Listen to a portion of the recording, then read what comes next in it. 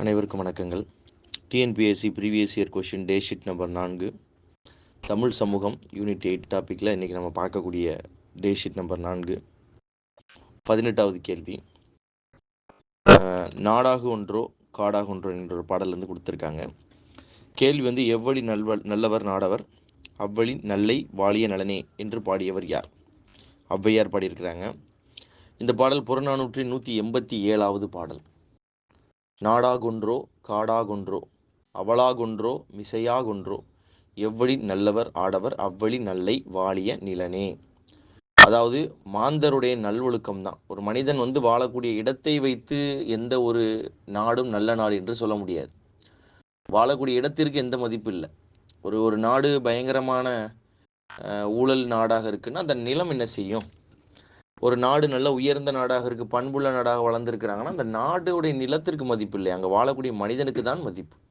அதான் அவர் சொல்கிறாரு, ஒரு இடம் நாடாக இருந்தா என்ன காடாக இருந்தா என்ன, அவள்னா பள்ளம் இசைனா மேடு, பள்ளமாக இருந்தா என்ன மேட்டாக இருந்தா என்ன, எந்த வழியில் உலகத்தில் நல்லவர்கள் வாழ்கிறார்களோ அந்த இடத்துல அதிகமாக வாழக்கூடிய நல்லவர்கள் இருக்கும் பொழுது இடம் நல்ல இடமாக மாறுகிறது. வாழ்நிலம் எதுவாக இருந்தாலும் பிரச்சனை கிடையாதுங்க. வாழும் ஆடவர்களின் நற்பண்பு கொண்டவராக இருந்தால்தான் நிலம் சிறப்புற்று விளங்கும் என்பது இந்த இலக்கியத்தில் பாடப்பட்டுள்ளது. புறநானூறு. 19 கூர்வேல் குவைய மொயம்பின் தேர்வன் பாரிதன் பரம்பு நாடே. இந்த பாடலடிகள் இடம்பெற்றுள்ள நூல் எது? அதாவது இந்த பாடலை பாடியவர் கபிலர் பாடியிருக்கிறாரு. திணை பொதுவியல் திணை, துறை கையறு நிலை. அறையும் பொறையும் மணந்த தலைய என்னால் திங்கள் அணைய கொடுங்கரை தென்னீர் சிறுகுளம் கீழ்வது மாதோ கூர்வேல் குவைய மொயம்பின் தேர்வன் பாரிதன் பரம்பு நாடே. அதாவது என்ன கொடுத்துருக்குறாங்க அப்படின்னு பார்த்தீங்கன்னா, சிறு குளம் கீழ்வது மாதோ அப்படின்னு புலம்பி பரம்பது நிலைக்கு உரித்தானவராக பாரி மகளிர் இது பற்றி கூறக்கூடிய ஒரு பாடல். அறையும் பொறையும் மலர்ந்த தலைய என்னால் திங்கள். இந்த பாடல்ல பார்த்தீங்கன்னா சிறந்தவன் பாரி என்பதை வலியுறுத்துகிறார். கூர்வேலேந்திய தின் தோலை உடைய தேர்வன்மையார் சிறந்தவன் அவனே பாரி, அவனோட நாடு குளிர்ந்த பரம்பு நாடு. அந்த நாட்டின் விளங்கக்கூடிய 8ஆம் பக்க பிறை போன்ற ஒரு பாடலாக இந்த பாடலை பாடியிருக்கிறார். சிறுகுளம் உடைத்து போம் என்கின்ற ஒரு தலைப்பின் கீழ் இடம்பெற்றுள்ளது. புத்த மதத்தின் கல்விமயமாக காஞ்சி இருந்ததை காட்டும் இலக்கியம் எது? மணிமேகலை இலக்கியம். மணிமேகலை காப்பியம் ஐம்பெருங்காப்பியம் ஒன்று சீத்தலை சாத்தனாரால் எழுதப்பட்டது. கதையில் வரக்கூடிய கதாபாத்திரம் மணிமேகலை, உதயகுமாரன், சுதமதி. இது எழுதப்பட்ட காலம் பார்த்தீங்க அப்படின்னா கிபி 450 முதல் 550 இருக்கலாம் என்று நம்புகிறாங்க. பொதுவாக 2ஆம் நூற்றாண்டு அப்படின்னு சொல்கிறாங்க. இருந்தாலும் காலத்தில் சின்ன மாற்றங்கள் இருக்குது அப்படின்னு கொடுக்குறாங்க. பட்டிமன்றம் என்ற செய்தியை சொல்லக்கூடிய நூல் தான். அதுக்கப்புறம் அவங்களுக்கு இந்திர விழா என்ற ஒரு விஷயத்தை பற்றி சொல்கிறது. 9ஆம் வகுப்பு தமிழ் புக்கில் கூட இந்திர விழா ஒரு எடுத்த காதை என்கின்ற ஒரு பகுதியில் அதை பற்றி தெளிவாக விளக்கியிருக்கிறாங்க. 21 நெடுநல்வாடை என்கின்ற இலக்கியம் அகமா புறமா என்ற விவாதத்திற்கு காரணமான மலர் என்ன? வேம்பு மலர். இதில் நம்ம இதை புரிஞ்சுக்கணும் அப்படின்னு பார்த்தீங்கன்னா, இது உங்களுக்கு நெடுநல்வாடையுடைய பாடலில் 170வது அடி முதல் 77 அடி வரைக்கும் பார்த்தீங்கன்னா, நீள்திரள் தடக்கை நிலமிசை புரள களிறுகளம்படுத்த பெருஞ்செய் ஆடவர் ஒளிருவாள் விழிப்புண் காணிய புறம்போந்து வடந்தை தன் வழி எரிதொரும் நுடங்கி தெற்கு எர்பு இறைஞ்சிய தலைய நண்பல பாண்டில் விளங்கி பல்லுருச்சுள் அழக வேம்புதலை ஆத்த நோன்கால் எக்கமுடு முன்னோன் முறைமுறை காட்ட பின்னர். அந்த கடைசி வார்த்தை 176 178 லைன் பார்த்தீங்கன்னா, வேம்பு தலையாத்த நோன்கால் எக்கமுடு முன்னோர் முறைமுறை காட்ட பின்னர். வேப்ப இலைகளை மேலே கட்டிய வலிமையான காம்பையுடைய வேலோடு மன்னனுக்கு முன் நடக்கும் படைத்தலைவன் புண்பட்ட மறவர்களை முறைமுறையாக எண்ணி மன்னனிடம் காட்டினான். அதாவது இது ஒரு 10 பாட்டு நூல்களில் ஒரு முக்கியமான நூல். இந்த நூல் ஒரு அகம் சம்பந்தப்பட்ட நூல் அப்படின்னு நினைச்சிட்டு இருந்தாங்க. ஏன்னா தலைவனோட பெயரை சொல்லவில்லை. இந்த நூல் எழுதியவர் நக்கீரர், மதுரை கணக்காயர் மகன் நக்கீரனார். இவர் திருமுருகாற்றுப்படை என்கின்ற நூலையும் எழுதியிருக்கிறார். இந்த நூல் வந்து வாடை காலத்தின் ஒரு வர்ணனையை வர்ணிக்கும் நூல். நெடு கூட்டல் நல் கூட்டல் வாடை என்று இதை நெடுநல் வாடை அப்படின்னு எடுத்துக்கலாம். இது புகரத்திணையா அகத்திணையா என்று கேள்வி எழுப்பியவரே நச்சினார்க்கினியர். இவர் நெடுநல் வாடை தோன்றிய காலத்திற்கு பல நூற்றாண்டுகளுக்கு பின்னாடி எழுதிய காலத்தில் தோன்றியவர். நெடுநல் வாடையில் புறச்செய்திகள் பேசப்பட்டிருந்தாலும் இறுதி நிலையில் சாராம்சமாக அகமே பேசப்படுகிறது. அதனால இது அறமா புகமா அப்படி போறோம் குழப்பம் இருந்துச்சு. ஸோ தொல்காப்பியர் என்ன சொல்றாரு? தொல்காப்பியர் அன்பின் ஐந்திணையின் தலைவனோ தலைவியோ சுட்டி ஒருவர் பெயர் கொலா பெறார். அகத்திணைகள் பேசும் பொழுது தலைவன் தலைவோட பெயரை சொல்லக்கூடாது அப்படின்னு தொல்காப்பியர் சொல்றாங்க. நெடுநல் வாடையில் தலைவனின் இயற்பெயர் சுட்டப்படவில்லை. ஆனால் வேம்பு தலையாய் நோன்கால் எக்க என பாண்டிய மண்ணின் அடையாள பூவியாக வேப்பம்பூவை கூறியதால் இது அகத்துறை நூல் அல்ல என்று நச்சினார்க்கினியர் இதை கருதியிருக்கிறார். இதான் இந்த விஷயமே. 22 சிலப்பதிகாரத்தில் சொல்லப்படாத கிளை கதை என்ன? இங்கே கொடுத்திருக்கிற ஆன்சர் வந்து பொற்கை பாண்டியனின் கதை. பொற்கை பாண்டியன் என்பவன் குலசேகர பாண்டியன் என்ற பெயரால் ஆட்சி செய்து வந்தவன். பழமொழி 400 ஒரு பாடல்ல தான் பொற்கை பாண்டியனுடைய வரலாறு இருக்கு. பழமொழி 400 உங்களுக்கு தெரியும், முன்றுரை அறையினார் என்பவரால் எழுதப்பட்ட ஒரு நூல். பொற்கை பாண்டியனுடைய கடைச்சங்க காலத்தில் உள்ள பாண்டிய மன்னரில் இவன் ஒருவன். இவன் நாட்டில் ஆட்சி செய்து வருகிறான். குலசேகர பெருமான் என்ற இயற்பெயர் கொண்டவன் ஆட்சி செய்து வருகிறான். அப்பொழுது நாட்டில் நகர்வலம் செல்வது, நகரத்திற்கு கொண்டு போய் படை வீரர்களை வச்சு நகர்வலம் பார்க்கிறது, ஒற்று பார்ப்பது என பல வேலைகளை செய்து கொண்டிருக்கிறான். ஒரு முறை நாட்டில் இந்த மாதிரி இரவு நேரத்தில் இவர் வந்து நாட்டிற்கு சென்று கொண்டிருக்கும் பொழுது ஒரு வீட்டில் விளக்கு எரிஞ்சிட்டு இருக்கு. என்ன நேரம் கழிச்சு ஒரு வீட்டில் விளக்கு எரியுதுன்னு இவர் என்னன்னு போய் கேட்டு பார்க்குறாரு. அப்போ கேட்கும் பொழுது அந்த இடத்துல பேசப்பட்டிருக்கக்கூடிய ஓசைகளை கவனிக்கிறார். அந்த ஓசைகள் என்ன சொல்ற, ஒரு கணவர் வந்து நெடுந்தொலைவிற்கு வியாபாரம் செய்வதற்காக செல்கிறார். வியாபாரம் செல்வதற்காக சென்ற அந்த தலைவர் வந்து குடும்ப மனைவிட்ட இருக்கக்கூடிய ஒரு ஆற்றாமையை வருத்தி, நீ பயப்படாத, வீட்டில் போய் இருக்கிறியா, மாமனார் இல்லாத வீட்டில் இருக்க வேண்டாம் அப்படின்னு சொல்லிட்டு சொல்லும்போது அந்த பெண் உள்ள பாண்டியம்மன் குலசேகர பெருமான் ஆட்சி செய்கிற நாடு, என் நாட்டிற்கு காவல் தேவையில்லை, மன்னனே காவல் அப்படின்னு சொல்லும் பொழுது பாண்டிய மன்னன் கண்கலங்கி நிற்கிறான். பரவாயில்ல, நம்ம நாட்டு மக்கள் இவ்வளோ தூரம் நம்மளை நம்புறாங்களே அப்படின்ட்டு. ஒவ்வொரு நாளும் தினம் வரும்பொழுது அந்த வீட்டில் அதிகமாக கவனம் செலுத்தி கொண்டிருக்கிறான். ஏன்னா கணவன் வர வேலை நிமித்தம் வெளியே சேர ஒரு பெண் மட்டும் இருக்கிறாங்க அப்படின்னு. அப்படியே போயிட்டு இருக்குது. ஒரு நாள் நள்ளிரவில் அந்த வழியாக பயணம் சென்று வரக்கூடிய மன்னன் வீட்டில் விளக்கு திடீர்னு எரிவதை பார்த்து பக்கத்தில் போகிறான். பக்கத்தில் போனால் ஒரு பேச்சு சத்தமாக கேட்குது. உடனே பயந்த மன்னன் டக்குன்னு கதவை தட்டிடுறான். தட்டினோன்னு தான் தெரியுது அங்கே உள்ளே பேசி கொண்டிருப்பவர்கள் எல்லாருமே அவங்களோட சொந்தக்காரங்க. ஐயோ, ஒரு நடுராத்திரி நேரத்தில் ஒரு பெண் இருக்கக்கூடிய வீட்டில், தனிமையாக இருக்கக்கூடிய வீட்டில் போய் கதவை தட்டிட்டோம் அப்படிங்கிற அவப்பேர் ஏற்பட்டு விடுமே என்று புத்திசாலித்தனமாக பாண்டிய மன்னன் எல்லாருடைய வீட்டு கதவையும் கடன்னு தட்டிட்டு போயிடறான். தட்டிட்டு போனோன்னா அடுத்த நாள் காலையில் எல்லாருக்கும் ஒரு கோயின்சிடென்ஸாக மாதிரி எல்லார் வீட்லையும் கதவை தட்டிட்டாங்க அப்படின்னு ஆயிடுச்சு. எல்லாரும் சேர்ந்து காலையில் அரசவைக்கு சென்று, மன்னா இந்த மாதிரி உறங்கும் வேளையில் கதவை தட்டுறாங்க, நாட்டில் வந்து உறக்கம் இல்லை, கல்வர்கள் அதிகமாயிட்டாங்க, கல்வரின் கையை நீங்கள் கண்டுபிடித்து வெட்ட வேண்டும் அப்படிங்கிறாங்க. கல்வரின் கையை வெட்ட வேண்டும் என்று சொன்ன உடனே மன்னர் அந்த வார்த்தைக்கு மறுப்பு கொடுக்காமல் நேரடியாக சென்று தன்னுடைய கைகளை வெட்டி கொண்டு வந்து தந்தார். அதற்கு பிறகு நிலை அறிந்த மக்கள் மன்னனை வந்து வாழ்த்தி அவருக்கு பிறகு தங்கத்தாலான கைகளை வைத்து பொற்கை பாணி என்ற ஒரு பட்டத்துடன் அழைக்கப்பட்டதாக பின்னாடி உள்ள கதைகளாக அதை முடிக்கிறாங்க. இது வந்து உங்களுக்கு குறிப்பிடப்பட்டிருக்கக்கூடியது பழமொழி 400 என்கின்ற இலக்கியத்தில் தான் குறிப்பிடப்படுகிறது. அப்போ வந்து பொற்கை பாண்டியன் கையை வைத்து கொண்டான் என்ற பெயர் பெற்றான். இப்படி சிலப்பதிகாரத்தில் கண்ணகியிடம் தெய்வம் கூறியதாகத்தான் கூறப்பட்டிருக்கே தவிர இந்த பொற்கை பாண்டியனுடைய வரலாற்றை துணை கதையாக அங்கு ஒன்றும் பேசப்படவில்லை. அடுத்தது 23 தமிழ் இலக்கிய சூழலில் பரீட்சா என்பது என்ன? ஞானியால் தொடங்கப்பட்ட ஒரு நாடக குழு.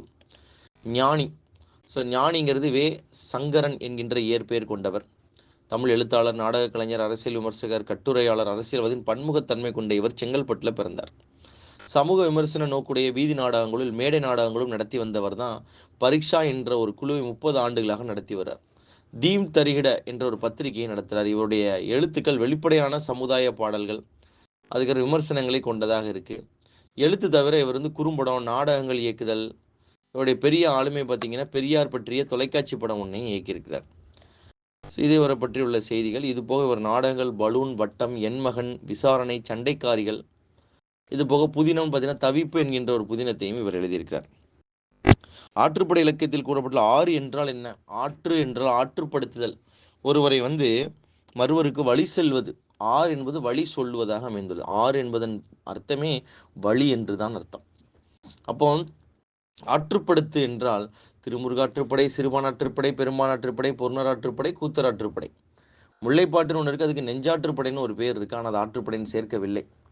நெஞ்சாற்றுப்படைன்னு ஒரு பெயர் இருக்கு, ஆற்றுப்படை நூல்கள் அது வராது. ஆற்றுப்படுத்தல் தன்னை நாடி வரக்கூடிய புலவர்களுக்கு தேவையானதை வழங்கி கொடுக்கிறது தான் ஆற்றுப்படுத்துதலின் நோக்கம்.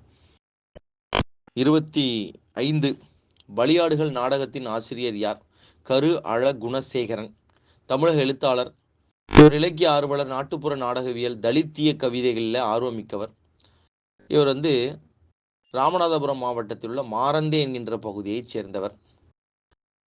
இவருடைய இலக்கிய பணிகள்னு பார்த்தீங்கன்னா சீவை தாமோதரம் பிள்ளை, கரகாட்டம், பலியாடுகள், நகர்சார் நாட்டுப்புற கதை பாடல்கள், தலித் அரங்கவியல் என்கின்ற நூல்கள் எல்லாத்தையும் இவர் எழுதியிருக்கிறாரு.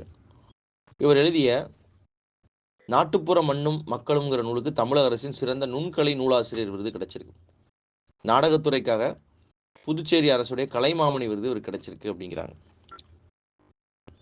26 ஹைக்கூ என்கின்ற குறும்பா கவிதையின் தமிழ் பெயர் என்ன?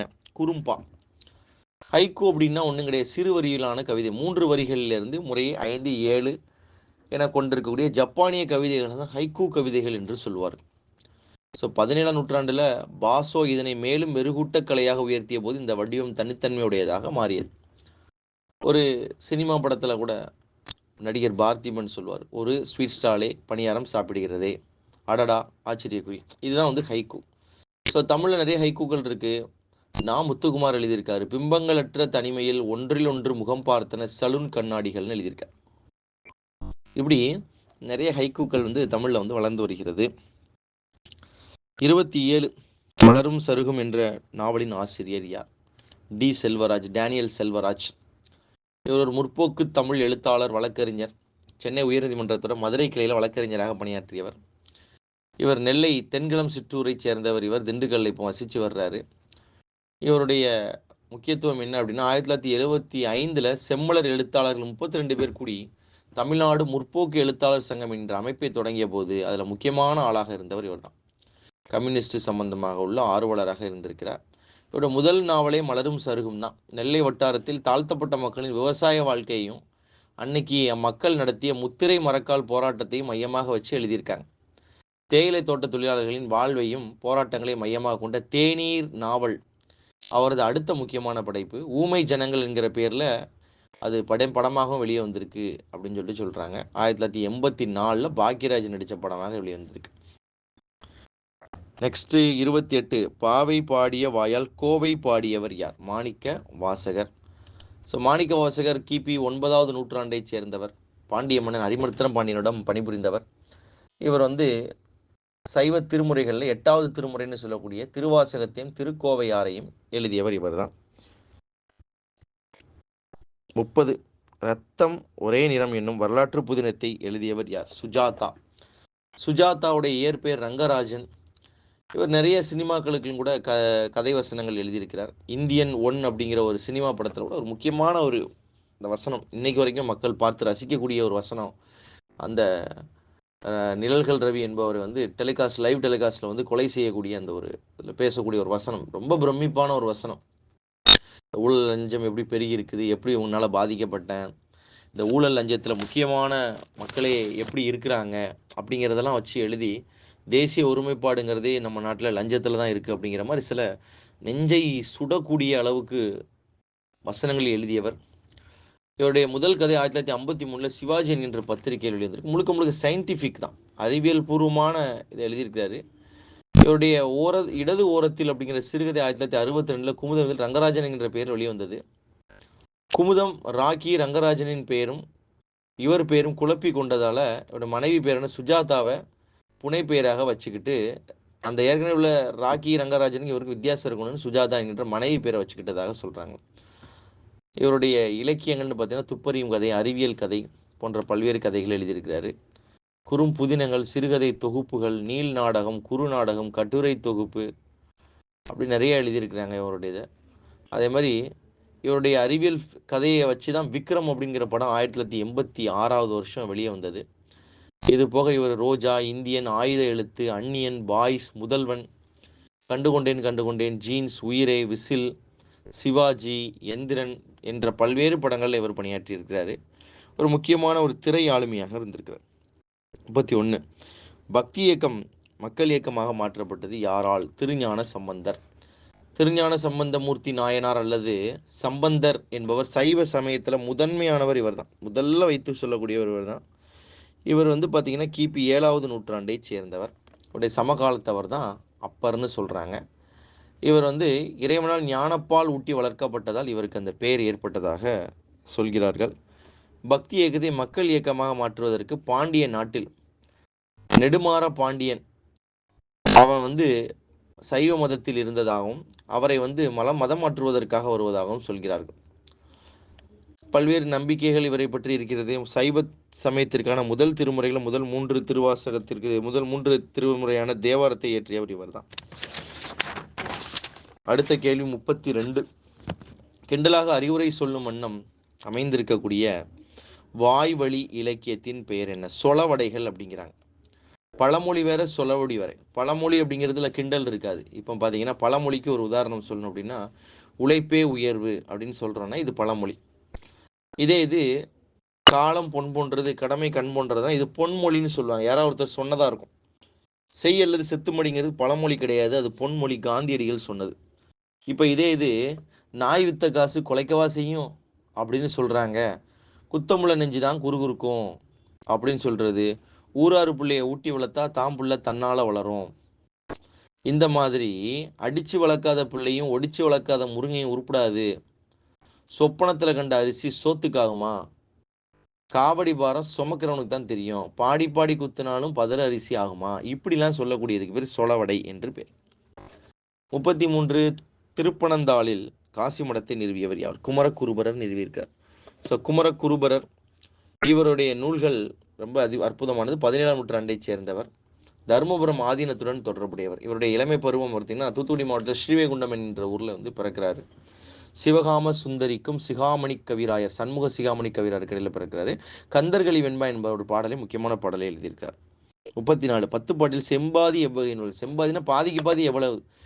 10ல் 5க்கு 5 வரைக்கும் பார்த்தீங்கன்னா உங்களுக்கு ஆற்றுப்படை, திருமுருக ஆற்றுப்படை, புறநூறு ஆற்றுப்படை, சிறுபான் ஆற்றுப்படை, பெரும்பான் ஆற்றுப்படை, கூத்தர் ஆற்றுப்படைனா 5க்கு 5 தான் செம்பாதி என்று அழைக்கப்படுகிறது. 35. சங்க காலத்தில் பண்டமாற்று முறை இருந்ததை விளக்கக்கூடிய நூல் எது அப்படின்னு கொடுத்துருக்காங்க. இது குறுந்தொகை. நற்றிணை மற்றும் குறுந்தொகை 2 முக்கியமான இலக்கியங்கள், அகம் சம்பந்தப்பட்ட இலக்கியங்கள். இந்த குறுந்தொகை என்பதை பூரிக்கோ என்பவர் தொகுத்திருக்கிறாரு. தமிழ் இலக்கியங்களில் அதிகமாக வர்ணனை காட்டப்பட்ட நூல்களில் ஒன்று குறுந்தொகை. இயற்கை எழிலை படம் பிடித்து காட்டக்கூடிய நூல் குறுந்தொகை. குறுந்தொகை என்கின்ற நூலை தான் குங்குதேர் வாழ்க்கை அஞ்சுரை தும்பி காமம் செப்பாது கண்டது மொழிமோ பயிலேற்றறிவேன் கிளியை நலிய அறியவும் உழவோ நீ அறியும் பூவே என்கின்ற ஒரு இறையனாரால் பாடப்பட்ட ஒரு பக்தி பாடலும் அதில் தான் இருக்கு. அடுத்தது 36. நவசக்தி என்கின்ற தமிழ் வார இதழை தொடங்கியவர் திருவி கல்யாண சுந்தரனார். திருவி கல்யாண சுந்தரனார் காஞ்சிபுரத்திற்கு அருகிலுள்ள தண்டலம் என்கின்ற ஒரு ஊரில் பிறந்தவர். இவர் ஒரு 70 ஆண்டுகள் தமிழுக்கு தொன்று செய்தவராக அறியப்படுகிறார். மேடை தென்றல், இலக்கிய தென்றல், உரைநடை தென்றல் என்ற பல்வேறு பெயர்களில் அழைக்கப்படுகிறார். காந்தியடிகள் தமிழ்நாட்டிற்கு வரும்பொழுது அவருடைய மொழிபெயர்ப்புகளும் அவருக்கு பக்கத்தில் இருக்கக்கூடிய ஒரு முக்கியமான பணிகளையும் இவரும் ஊவேசாவும் செய்திருக்கிறார். நவசக்தி என்கின்ற இதழ் இவருடைய இதழ் பணி. அரசியலில் பார்த்தீங்க அப்படின்னா பத்திரிகை ரொம்ப முக்கியம். ஸோ தேசபக்தன் என்ற பத்திரிகை 2.5 ஆண்டுகள் ஆசிரியராக பணிபுரிந்த பிறகு திராவிட நவசக்தி போன்ற பத்திரிகைகள் ஆசிரியராக இருந்து நாட்டு விடுதலைக்காக தொண்டாற்றியிருக்கிறார். அடுத்தது 37. மலையாள மொழியில் இயற்றப்பட்ட அக்னி சாட்சிகள் என்ற நூலை தமிழில் அக்னி சாட்சி என்ற மொழிபெயர்த்து சாகித்ய அகாடமி விருது யாருக்கு வழங்கப்பட்டது? சிற்பி பாலசுப்ரமணியன். ஸோ சிற்பி பாலசுப்ரமணியன் கோயம்புத்தூர் மாவட்டம் ஆத்துப்புள்ளாச்சி என்கின்ற பகுதியை சார்ந்தவர். ஜமால் முகமது கல்லூரியில் படிச்சிருக்கிறாரு. முகமது கல்வி நிலையத்தில் படிச்சிருக்கிறாரு. இவருடைய முக்கியத்துவம் என்னன்னு பார்த்தீங்கன்னா 2 முறை சாகித்ய அகாடமி விருது வாங்கியவர். அதான் ஒரு முக்கியமான ஒரு சிறப்பு அப்படிங்கிறாங்க. ஒரு கிராமத்து நதி என்கின்ற நூலுக்கு 1998ஆம் ஆண்டு சாகித்ய அகாடமி விருது வாங்கியிருக்கிறாரு. இது போக பார்த்தீங்க அப்படின்னா மலையாள நூலாய் மொழிபெயர்த்து தந்ததற்காகவும் ஒரு சாகித்ய அகாடமி விருது இவருக்கு கிடைச்சிருக்கு. இவருடைய நூல்கள் நிறைய இருக்குது, நிறைய சொல்லிக்கிட்டே போகலாம். பட் பார்த்தீங்கன்னா அந்தளவுக்கு ஸ்கூல் புக்கில் கொடுத்துருக்கிறது இந்த இன்ஃபர்மேஷன்ஸ் மட்டும்தான். இது 11th 12th புக்கில் மட்டுமே இருக்கக்கூடிய ஒரு நியூஸ். மூவாவின் சாகித்ய அகாடமி விருது பெற்ற நூல் என்ன? உங்களுக்கு அகல் விளக்கு. மு வரதராஜனார் வட ஆற்காடு மாவட்டம் சென்னையில் பிறந்தவர். இவருடைய முழு பெயர் மு வரதராசனார், அதை சுருக்கி மூவா அப்படின்னு சொல்லுவாங்க. தமிழில் கிட்டத்தட்ட ஒரு 91 நூல்களை தமிழுக்கு எழுதி தந்தவர் என்று சொல்கிறார்கள். இவருடைய இதழ் பணி மிகப்பெரியது. மூவாவுடைய எழுதிய நூல்களில் கிபி 2000 அப்படிங்கிற ஒரு சிந்தனை கதை தனித்துவம் வாய்ந்தது அப்படிங்கிறாங்க. பெற்ற மனம் என்று 1960 இவருடைய கவிதை ஒன்று உங்களுக்கு படமாக மாற்றப்பட்டுள்ளது. மூவாவுடைய அகல் விளக்கு என்கின்ற புரிதலும் சாகித்ய அகாடமி விருதிற்கு சென்றிருக்கிறது, கிடைத்திருக்கு. கல்லோ காவியமோ, அரசியல் அலைகள், மொழியியல் கட்டுரைகள் ஆகிய 3 நூல்களுக்கு தமிழக அரசின் விருதும் கிடைத்திருக்கிறது. நெக்ஸ்ட் தம்பிரான் தோழர் 39. தம்பிரான் தோழர் என்று அழைக்கப்படுபவர் யார்? சுந்தரமூர்த்தி நாயனார். சைவ திருமுறைகள்ல மூவர் முதலிகள்ல திருஞான சம்பந்தர், திருநாவுக்கரசர், சுந்தரர், இந்த ஒரு 3வது இடமாக இருக்கிறாரு. இவர் இறைவனே இவருக்கு நண்பராக சென்று தூது சென்று திருமணம் செய்து வைத்ததால் தம்பிரான் தோழர் என்று ஒரு பட்டம் இவர் கிடைத்தது. சைவ திருமுறையில் 7வது திருமுறை இவரால் எழுதப்பட்டது. இவர் இயற்றிய திருத்தொண்டர் தொகை என்ற நூலில் 60 சிவனடியார்கள் பற்றியும் 9 தொகையடியார்கள் பற்றிய குறிப்புகளும் இருக்கு. இதை வச்சுதான் பின்னாடி பெரிய புராணம் என்கின்ற நூலையே கொஞ்சம் எழுதியிருக்கிறாங்க அப்படின்னு சொல்றாங்க. ஸோ சுந்தரமூர்த்தி நாயனார் எழுதிய தேவாரத்திற்கு சுந்தரமூர்த்தி தேவாரம் என்று ஒரு பெயர் இருக்கு. 40. கும்பேசர் குறவஞ்சியை பாடியவர் யார்? பாபநாச முதலியார். ஸோ பாபநாச முதலியார் ஒரு கர்நாடக மியூசிக் கம்போசராக இருந்திருக்கிறாரு. ஸோ இவருடைய முக்கத்தி கதையா, பைரவி ராகம், அதுக்கப்புறம் காம்போஜி ராகம் அப்படிங்கிற ராகத்தில் உள்ள முக்கியமான அந்த நாடகத்திற்கான பின்னிசைகளை கொடுத்திருந்திருக்கிறாரு. 41. பெண்பார் புலவர்களின் பெயர்கள் இடம்பெறாத நூல் எது? ஐங்குறு நூறு. ஐங்குறு நூறு 5 கூட்டல் குறுமை கூட்டல் 100, 5 திணைகளை பற்றி பாடப்பட்ட நூல். 3 அடி முதல் 6 அடி சிற்றலை பெரியலை வரைக்கும் விரிந்திருக்கக்கூடிய நூல். ஐங்குறு நூறுக்கு பாரதம் பாடிய பெருந்தேவனர் பாடியிருக்கிறார் பாடல். இதுல குறிஞ்சி திணையை பொறுத்த வரைக்கும் கபிலரும், முல்லை திணையை பொறுத்த வரைக்கும் பேயனாரும், மருதத்திற்கு ஓரம்போகியார், நெய்தலுக்கு அம்முவனார், பாலை திணைக்கு ஓதலாந்தையார் என்பவரும் பாடியிருக்கிறார். இந்த நூலை தொகுத்தவர் புலத்துறை முற்றிய கூடலூர் கிளார். தொகுப்பிக்கச் செய்தவன் யானை கச்சை மாஞ்சரஞ்சேரல் இரும்பொறை என்கின்ற ஒரு சேர மன்னன். 42. புறநானூறு பாடல். பிறப்பு ஓர் அன்ன உடன் வயிற்று உள்ளும் சிறப்பின் பாலால் திரியும் தாயும் மனம் திரியும் என்ற புறநானூற்று பாடலில் குறிப்பிடப்படுவது கல்வியின் சிறப்பை குறிப்பிட்டிருக்கிறாங்க. 43. ஒருவனை ஒருவன் அடுதலும் தொலைதலும் புதுவது அன்று இவ்வுலகத்து இயற்கை என்று பாடியவர் யார்? இவ்வுலகத்து இயற்கை என்று பாடியவர் இடைக்குன்றூர் கிழார்.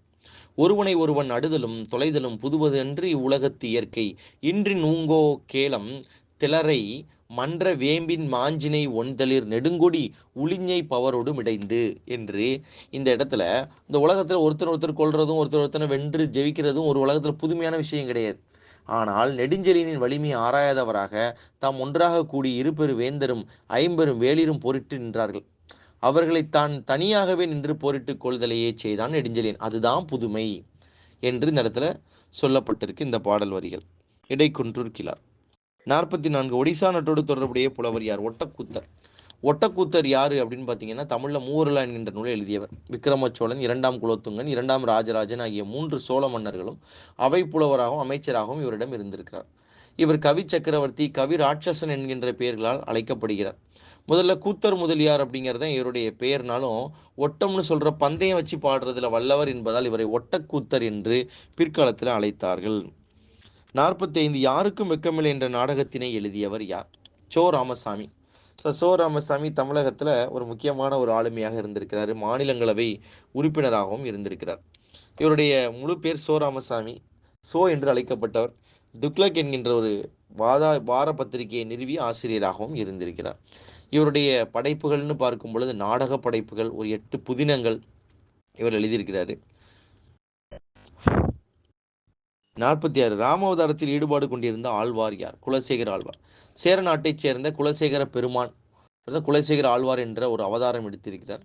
பெருமாளை வித்துவக்கோட்டு அம்மாவே என்று பெண்பாலாக வைத்து பாடியவர் இவர்தான் குலசேகர ஆழ்வார்.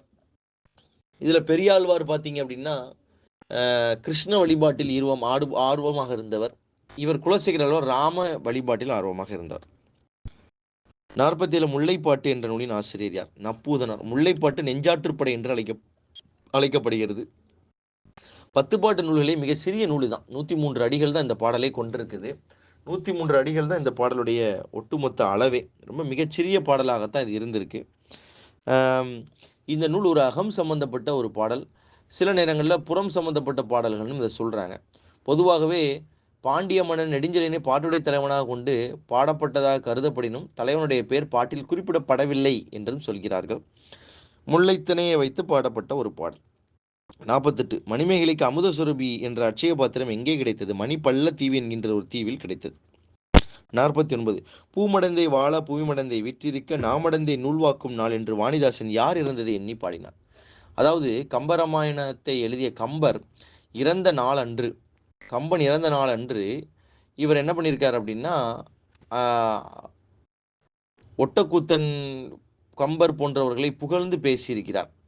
இதை சொல்லும் பொழுது என்ன சொல்றாருன்னா, இன்றைக்கோ கம்பன் இறந்த நாள், என் கவிதை இன்றைக்கோ அரசு அவைக்கு ஏற்கும் நாள், இன்றைக்கோ பூமடந்தை வாழ புவிமடந்தை விற்றிருக்க நாமடந்தை நூல் வாங்கும் நாள் என்று சொல்கிறார். பாட்டின் அறத்தினுள் கம்பன் அரங்கேயே உயிரற்று விழுந்து விட்டானும் ஒட்டக்கூத்தன் உடனே பரிதபித்து கொண்டு அறத்தை மாற்றி இன்றைக்கோ கம்பன் எழுந்த நாள், என் கவிதை இன்றைக்கோ அரசு அவையில் ஏறு நாள், புவிமடந்தை வாழ புவிமடந்தை விற்றிருக்க நாமடந்தை நூல் பூட்டும் நாள் என்று திருப்பி பாடினதும் கம்பன் உயிர் பெற்று எழுந்து விட்டான் என்று சொல்லி பாடுவது அமைந்திருக்கப்படுகிறது. வாணிதாசன் ஒரு முக்கியமான புது கவிதைகளின் ஆசிரியராக இருந்திருக்கிறார்.